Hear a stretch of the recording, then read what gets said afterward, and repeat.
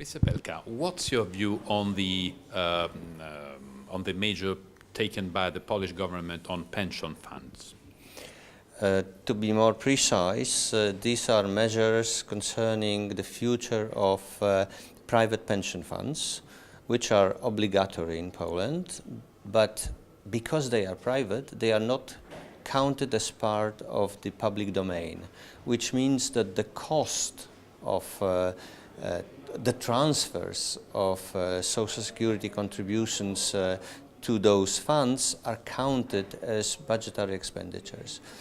So the result is that the cost for the budget is immense and too big, and that is why the government had to or will have to wind down those private pension funds.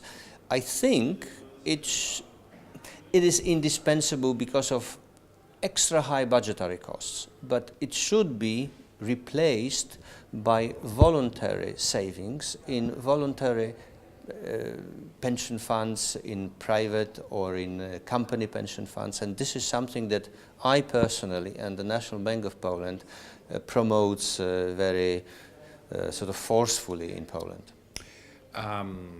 The debate in Europe is about austerity and growth. What's your view about the economic situation in Europe, and what role can the European Banking Union play?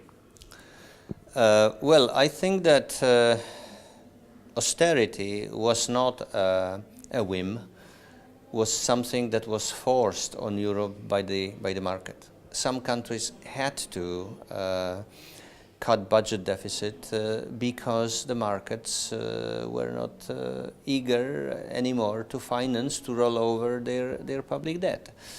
But of course, in the short run, austerity and growth are mutually, well, not supporting each other at least, if not exclusive, mutually exclusive. But we are fortunately ending a certain, probably most difficult phase in this adjustment process. I think that for the European economy as a whole, recovery is just around the corner. Also for Italy, even if Italy is sort of half a step behind the leading countries like Germany in this respect. But this can be a beginning of recovery that would be at the beginning quite tepid, but then it may gain strength. As to the banking union, well, banks, European banks are considered by many to be a weak spot of European economy. I would say not in Italy. Italian banks have not been supported at any substantial to any substantial extent by the states, contrary to other countries that look more solid by other accounts, on other accounts. So banking union is an instrument also, a construction that should strengthen European banks generally and do away with the fragmentation of the European monetary union into weaker and stronger areas. The first thing that will happen very soon is obviously the SSM, the Single Supervisory Mechanism, preceded by asset quality review, which should show that European banks are in good health, and if they need help, the backstop is there, the fiscal backstop is there.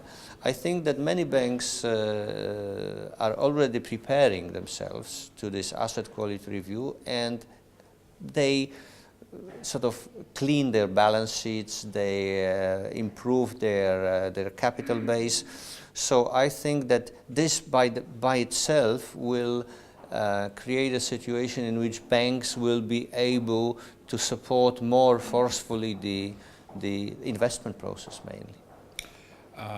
You already told us something about the Italian economy, the Italian financial sector. What's relations between the Italian and the Polish financial sectors in this moment?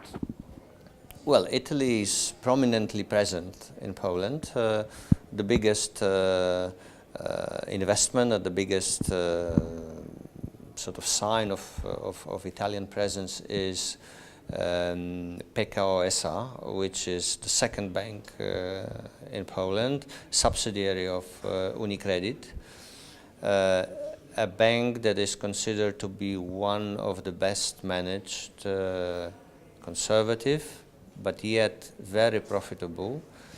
And it is a strength both for Polish economy and I think not only for UniCredit but also for Italian economy. You may say 20-something% of Polish banking sector is sort of Italian. So this shows how important Italian banking and financial community in Poland is, but also in the it comes to my mind now that it's also in the insurance business that Generali is prominently present in Poland, and also numerous smaller institutions. So banks are leading the way, but this is by far not everything. Big manufacturers are present in Poland. Italy is our export market number 4 or 5. I think number 4 even. So economically, both our countries are very close partners.